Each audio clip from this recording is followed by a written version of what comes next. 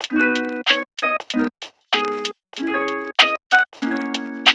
everyone, welcome to Centerspace Maintenance in a Minute. Today we're going to show you how to clean your Lint dryer filter.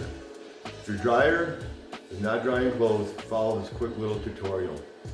As you see, this is a Whirlpool dryer, and when you open your door, you have your lint screen right here. Slide it out, and then you want to clean this off, free of lint after every load. And then just pop it back in, and you are good to go. And do not overload your dryer also. That will cause your clothes not to dry quickly. So if you can, avoid overloading it. Thank you for watching. We appreciate you as the residents and hope you found this helpful.